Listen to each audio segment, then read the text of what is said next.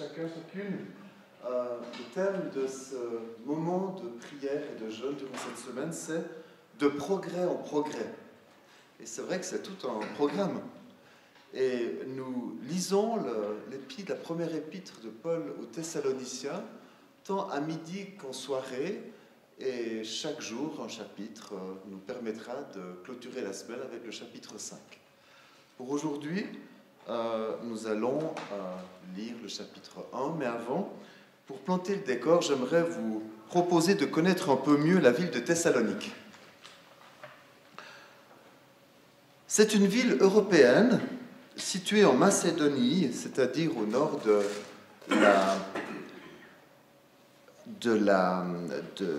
la Grèce, qui était construite environ 300 ans avant Jésus-Christ et qui était offerte par le roi de l'époque à son épouse pour preuve d'amour, comme cadeau de Saint-Valentin avant l'heure. Et comme son épouse s'appelait Thessalonique, eh bien voilà qu'il a appelé cette ville Thessalonique.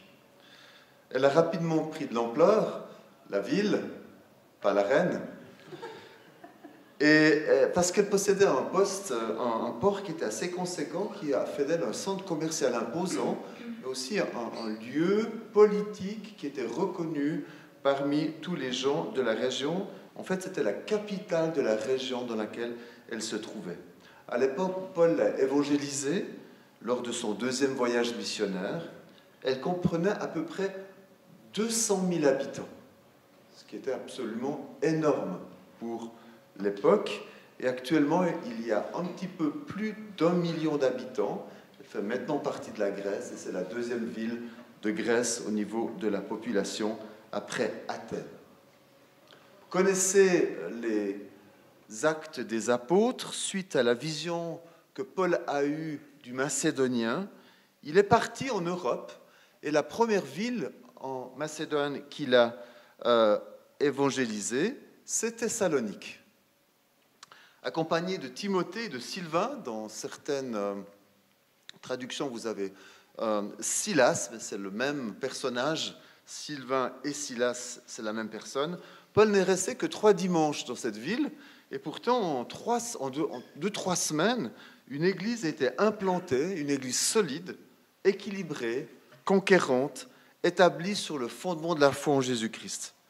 C'est comme si une énorme moisson était prête et que Paul et ses amis étaient comme des moissonneurs qui arrivaient au temps opportun pour permettre aux gens de Thessalonique de se tourner vers le Seigneur.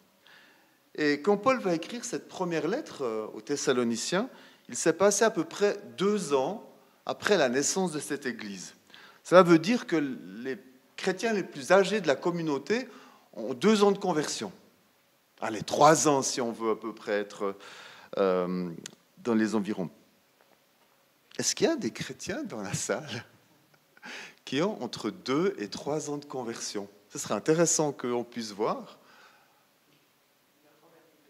Parfait. Parce que s'il y en a, ou ceux qui nous écoutent, eh ben c'est intéressant parce que parfois on envie les chrétiens plus âgés en disant « Ah, mais si j'avais autant d'années de conversion, genre autant d'années de lecture de la parole, eh bien je serais un chrétien différent, plus engagé. » Eh bien, je viens ici pour vous dire, détrompez-vous, parce que des jeunes chrétiens, comme les chrétiens de l'église de Thessalonique, étaient des modèles que nous, peut-être chrétiens plus âgés, sommes appelés certainement à suivre, en tout cas à comprendre comment ils étaient un modèle pour nous. C'est donc une toute jeune église qui est isolée parce qu'en fait, il n'y a aucune autre église en Europe que celle-ci. C'est la première église Thessalonique. Et puis, c'est aussi la première fois que Paul va écrire une lettre à une église, et ça sera celle de Thessalonique, et on se trouve, pour ceux qui aimeraient le savoir, aux environs de l'an 50. Voilà, c'est brossé comme tableau. Maintenant qu'on est bien imprégné de ces faits, eh bien, je vous propose de lire ensemble, enfin moi je vais lire, mais vous pouvez suivre aussi dans vos Bibles, cette première épître de Paul aux Thessaloniciens, le chapitre 1er. Paul, Sylvain et Timothée à l'église des Thessaloniciens qui est en Dieu le Père et dans le Seigneur Jésus-Christ. Que la grâce et la paix vous soient données.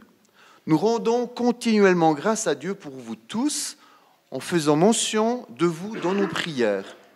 Nous nous souvenons sans cesse devant Dieu notre Père de l'œuvre de votre foi, du travail de votre amour et de la fermeté de votre espérance en notre Seigneur Jésus-Christ. Nous savons, frères bien-aimés de Dieu, que vous avez été élus, car notre évangile n'est pas venu jusqu'à vous en parole seulement, mais aussi avec puissance, avec l'Esprit Saint et une pleine certitude. Vous savez en effet ce que, à cause de vous, nous avons été parmi vous. Vous êtes devenus nos imitateurs et ceux du Seigneur, en recevant la parole au milieu de beaucoup de tribulations avec la joie de l'Esprit Saint. Ainsi, vous êtes devenus un modèle pour tous les croyants en Macédonie ou en Macédoine et en Achaïe, car la parole du Seigneur a retenti de chez vous, non seulement en Macédoine et en Achaïe, mais votre foi en Dieu s'est fait connaître en tout lieu, à tel point que nous n'avons pas besoin d'en parler. On raconte à notre sujet quel accès nous avons eu auprès de vous et comment vous vous êtes convertis à Dieu en vous détournant des idoles pour servir le Dieu vivant et vrai et pour attendre des cieux son Fils qu'il a ressuscité d'entre les morts, Jésus, qui nous délivre de la colère à venir. Amen. 10 beaux versets qui sont vraiment une plaidoirie pour encourager les jeunes chrétiens à continuer à s'engager. J'aimerais m'arrêter sur quelques versets. D'abord les versets 2 et 3 que je vais relire. Nous rendons continuellement grâce à Dieu pour vous tous et faisons mention de vous dans nos prières. Nous nous souvenons sans cesse devant Dieu notre Père de l'œuvre de votre foi, du travail de votre amour et de la fermeté de votre espérance en notre Seigneur Jésus-Christ. Paul est impressionné par les progrès extraordinaires qu'ont fait les Thessaloniciens et chaque jour il rend grâce à Dieu. C'est super ça. Pas un jour, pas de temps en temps, mais chaque jour, sans cesse, il rend grâce à Dieu du progrès que ces Thessaloniciens ont fait. Ils ont démarré fort dans la foi en qualité de véritables disciples de Jésus. Ils n'avaient pourtant aucun exemple à imiter. C'étaient les premiers chrétiens d'Europe, sinon juste les apôtres qui sont venus leur apporter l'Évangile. Et Paul, au chapitre 3, au verset 3, va insister sur 3 points qui sont particulièrement importants et que les Thessaloniciens ont compris et ont vécu d'une façon exemplaire. Et je vais les lire: l'œuvre de votre foi, le travail de votre amour et la fermeté de votre espérance. L'œuvre de votre foi, d'abord. Tous les chrétiens de Thessalonique mettaient en pratique ce qu'ils avaient compris de la foi en Jésus-Christ. Ce n'était pas seulement quelques-uns, mais c'était l'ensemble de la communauté. Les discours de Paul ne sont pas restés dans leur cœur ou dans leur mémoire, mais ils se sont concrétisés au quotidien par une mise en pratique de ce qu'ils avaient compris, ainsi qu'un comportement digne de chrétiens de l'Évangile. Ils avaient leur foi qui était mise en œuvre, mise en pratique. Et ça, c'était quelque chose que Paul disait: waouh, j'ai passé 2 semaines chez vous, et voilà le résultat de l'action de Dieu dans votre vie. Quelle bénédiction. Et je me permets de nous poser une première question en disant: mais où en est l'œuvre de notre propre foi? Est-ce qu'on croit mais on ne le montre plus par des actions, par des vérités, par des gestes, une vie où on met en pratique ce que nous croyons? Parce que justement, si on a quelques petites lacunes, on est au bon endroit, parce que Dieu nous encourage cette semaine et pour la suite de l'année et après à marcher de progrès en progrès. C'est-à-dire que quel que soit notre âge spirituel, on n'est pas arrivé tout en haut. On a encore à apprendre. On a encore à recevoir de Dieu. On a encore à faire des pas dans sa direction. On a encore besoin de progresser. Ce n'est pas simplement l'apanage des jeunes chrétiens, mais les chrétiens plus âgés aussi Nous sommes appelés à progresser. Et c'est ce que Paul veut aussi nous apprendre au travers de cette communauté de Thessalonique.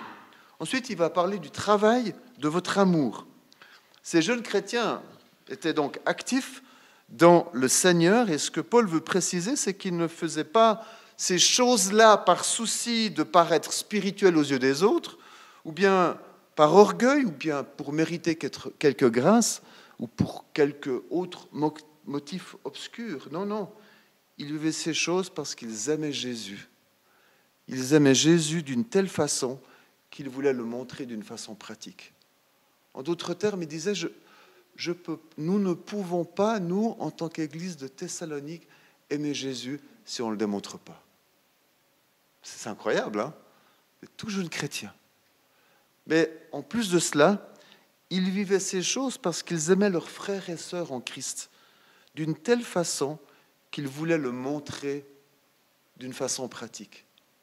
En d'autres termes, ils disaient, je ne peux pas dire que j'aime mes frères et sœurs si pratiquement je ne veux pas le leur montrer.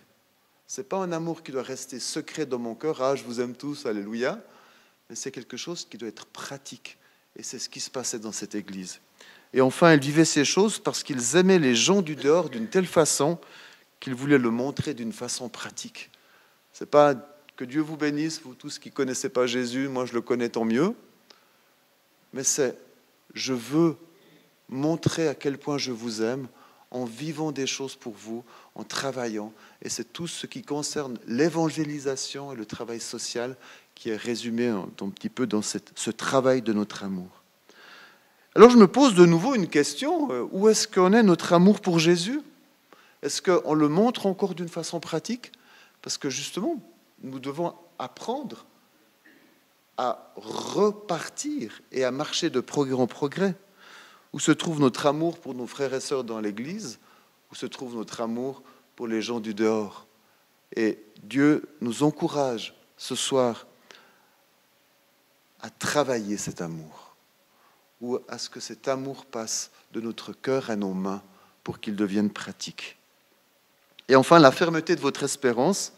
Alors, certaines Bibles parlent de fermeté, c'est ce que j'ai dans ma version Colombe, d'autres vont parler de constance, le grec parlera de patience, la patience de votre espérance en Jésus. C'est une espérance qui persiste au milieu de tous les combats, de toutes les difficultés, de toutes les épreuves, qu'elles soient passagères ou non, une espérance qui reste inébranlable dans l'attente du retour de Jésus, mais aussi dans l'attente des promesses que nous avons reçues de lui. Vous savez, les Thessaloniciens ont eu beaucoup d'épreuves à cause de leur foi, mais ils ont tenu bon. Tous, ils ont tenu bon, jusqu'au bout. Et c'est vraiment un exemple, cette petite communauté, pour chacun de nous. Les Thessaloniciens nous permettent de nous poser cette question, mais où se trouve notre fermeté dans cette espérance qu'on a de savoir que Jésus va revenir, dans cette espérance de savoir que ce que Dieu a promis va nous le donner? Est-ce qu'on est fluctuant ou pas du tout? Et encore une fois, nous sommes appelés à marcher de progrès en progrès, pas croire que nous sommes arrivés, mais que nous sommes appelés à poursuivre cette marche. Et je ne sais pas si vous l'avez remarqué, mais ce verset fait référence à un verset de 1 Corinthiens 13, parce qu'on y parle de foi, d'espérance et d'amour. Je trouve intéressant ce parallèle entre ces deux versets. Alors, on ne va pas l'expliquer ce soir, je vous laisse à votre culte personnel et à votre méditation pour cette nuit, si vous avez de la peine à dormir déjà. Ce que Paul veut souligner dans ce chapitre, c'est que les Thessaloniciens, ils n'ont pas fait un coup d'éclat une fois dans leur cheminement chrétien, et puis après, plus rien.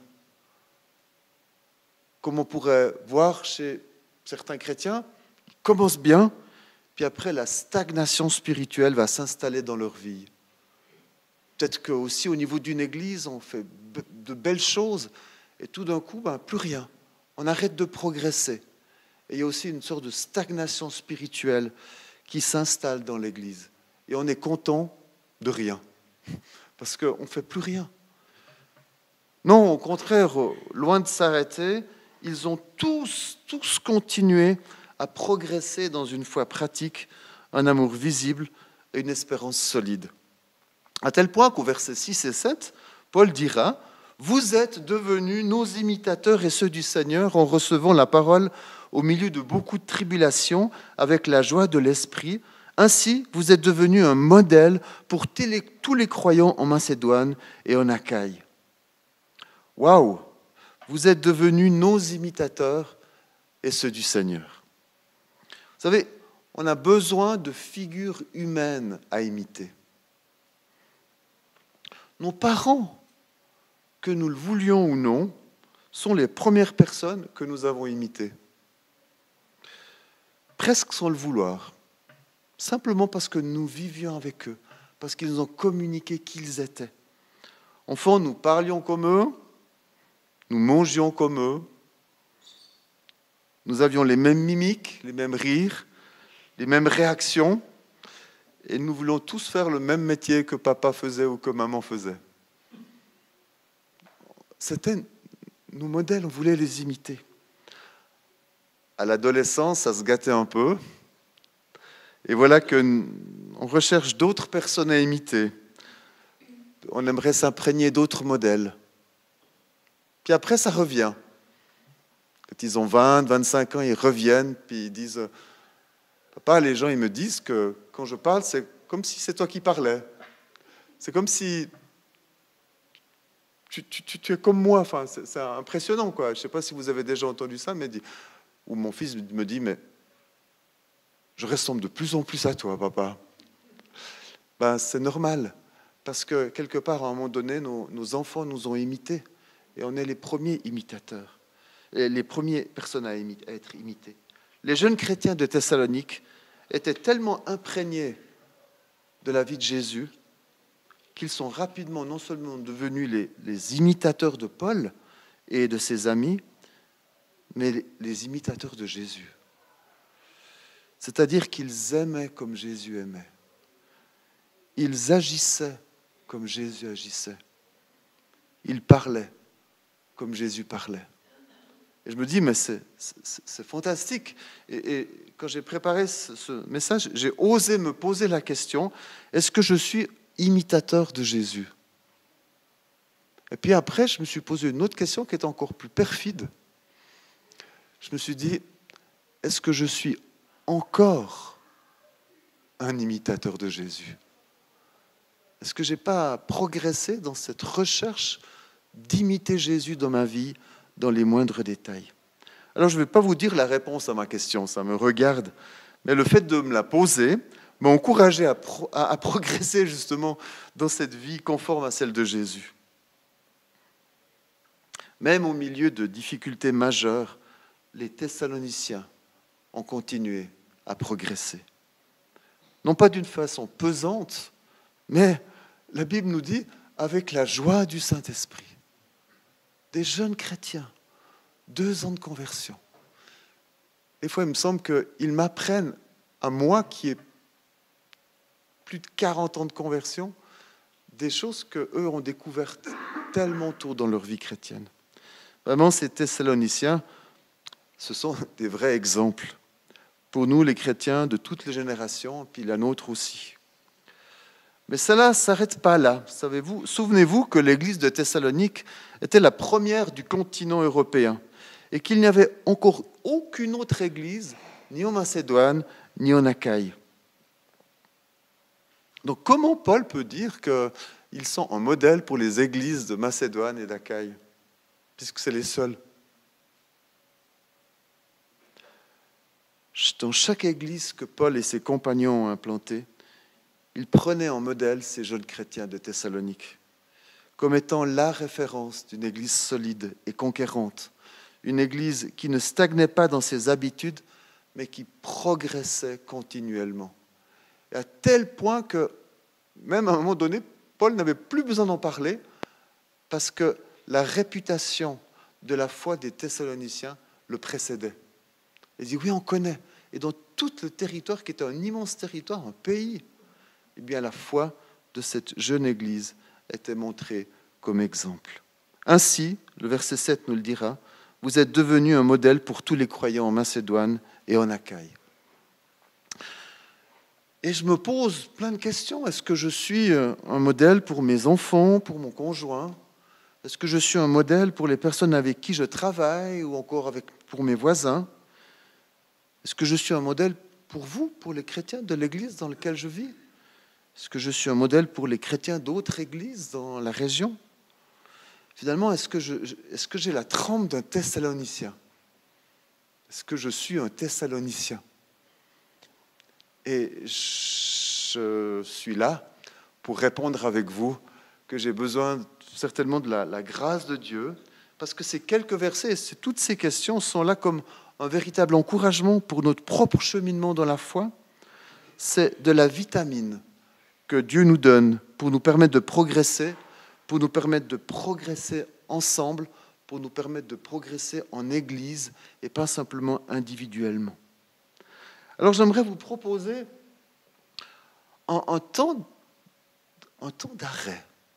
J'aime bien ce passage dans un psaume qui dit « Arrêtez et sachez que je suis Dieu ».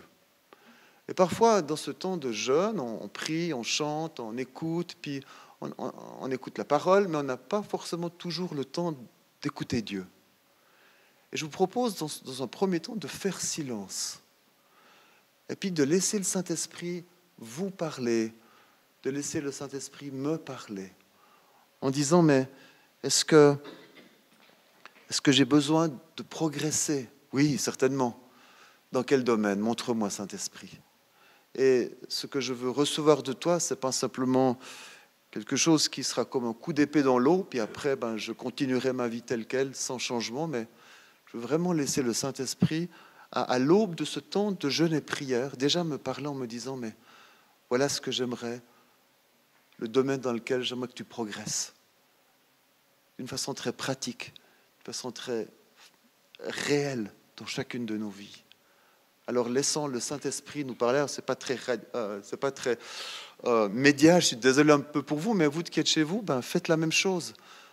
Prenez un temps conséquent, on va prendre le temps de s'arrêter pour laisser le Saint-Esprit nous parler. Parce qu'il a des choses à nous dire et nous voulons vraiment lui laisser toute la place. Amen. Saint-Esprit, parle-nous.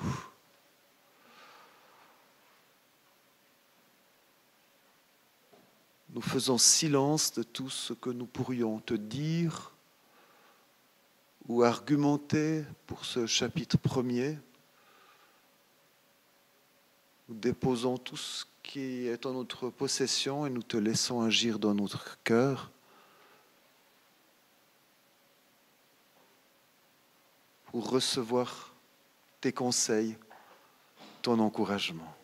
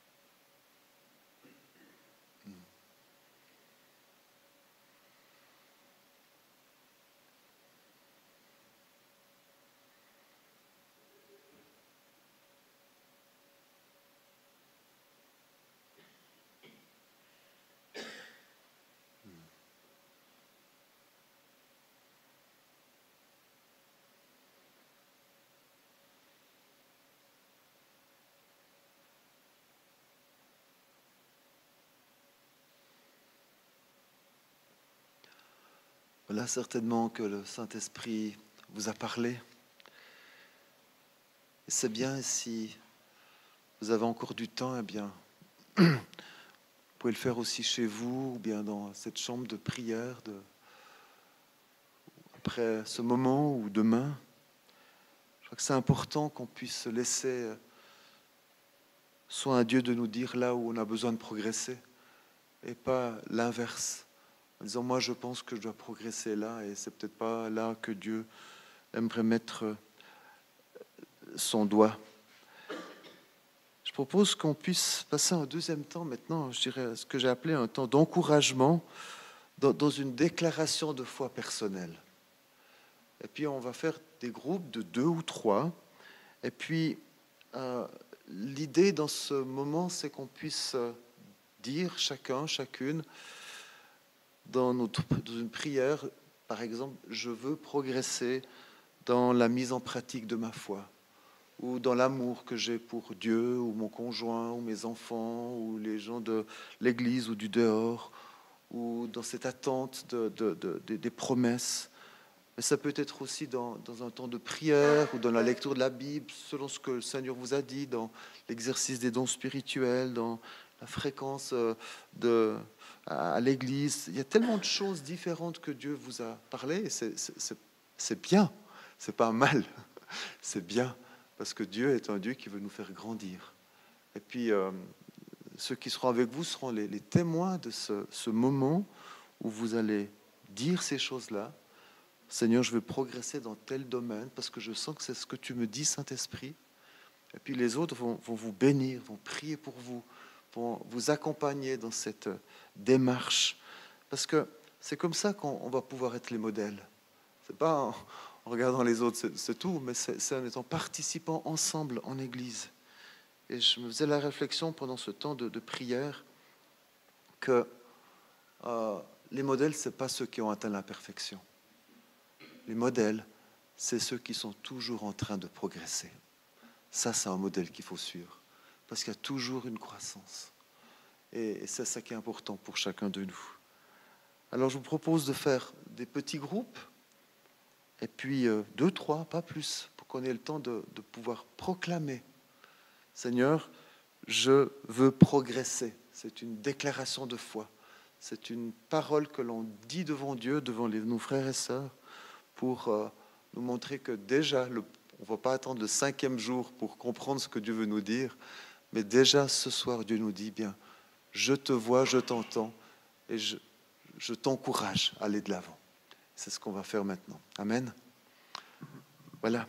Donc, quelques petits groupes, 2, 3, et puis je vais vous laisser passer ce temps dans la prière.